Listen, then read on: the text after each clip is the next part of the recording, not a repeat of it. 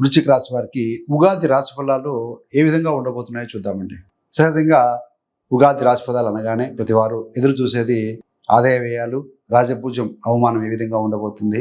So అన్ని రంగాల వారికి ఏ విధంగా ఉంటుందో, విద్యార్థులకైతేనేమి, జాబ్ హోల్డర్స్కి అయితేనేమి, వ్యాపారస్తులకి, స్త్రీలకి, రాజకీయ రంగంలో ఉన్న వారికి, రైతులకి, హెల్త్ ఆరోగ్య సంబంధమైన విషయాలు, సంతాన సంబంధం, ఇన్వెస్ట్మెంట్, హెల్త్, రెమెడీస్ ఇవన్నీ కూడా చూస్తూ ఉంటారండి. సో ఎందుకంటే తెలుగు వారికి ఉగాది అనేది ఉగాదితోనే కొత్త సంవత్సరం ఆరంభం అవుతుంది కాబట్టి. మరి విషయంలోకి వెళ్తే వృశ్చిక రాశికి అధిపతి కుజుడు. ఒకవేళ మీ యొక్క జన్మజాతక చక్రం తెలియదు, జాతక చక్రం తెలియనప్పుడు వ్యవహార నామాన్ని బట్టి కూడా మన రాశి ఫలితాలు చూసుకోవచ్చు.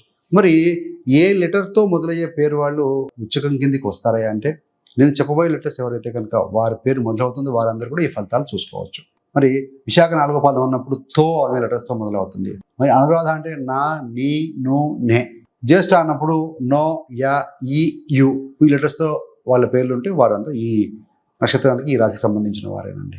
ఈ యొక్క వృశ్చిక రాశి వారికి ఈ సంవత్సరం ఆదాయ వ్యయాలు ఏ విధంగా ఉండబోతున్నాయి అంటే, ఆదాయం 2గా ఉంది, వ్యయం 14గా ఉంది.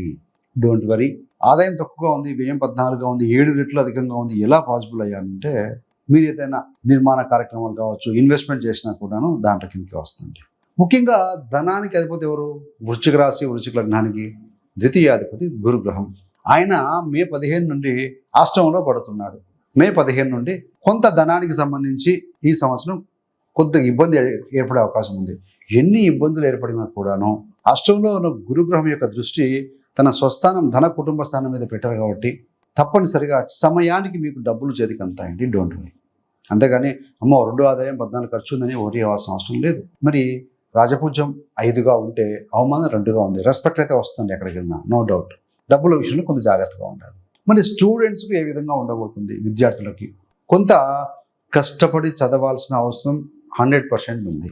ముఖ్యంగా ఏంటంటే June, July, August, September, October మధ్యలో కాస్త బాగానే ఉంటాయి. మరి ఎందుకయ్యా అంటే 5వ స్థానంలో శని ఉన్నారు, 5వ స్థానాధిపతి అయినటువంటి యొక్క గురుగ్రహం అష్టంలో పడి రాహుతో చూడబడుతూ ఉన్నారు. కాబట్టి విద్యార్థులు మీ యొక్క ప్రొక్రాస్టినేషన్, బద్ధకము, పోస్ట్పోన్మెంట్ చేస్తూ ఉంటారు. రేపు చేద్దాంలే, ఎల్లుండి చేద్దాంలే, టైం ఉందిలే, ఇలాంటివి వద్దండి. ఎప్పటికప్పుడు సిలబస్ కంప్లీట్ చేసుకుంటూ వెళ్ళండి. మరి వృత్తిలో ఏ విధంగా ఉంటుంది అంటే, ఈ యొక్క సంవత్సరం మీకు వృత్తిలో కొత్త బాధ్యతలు రాబోతున్నాయి.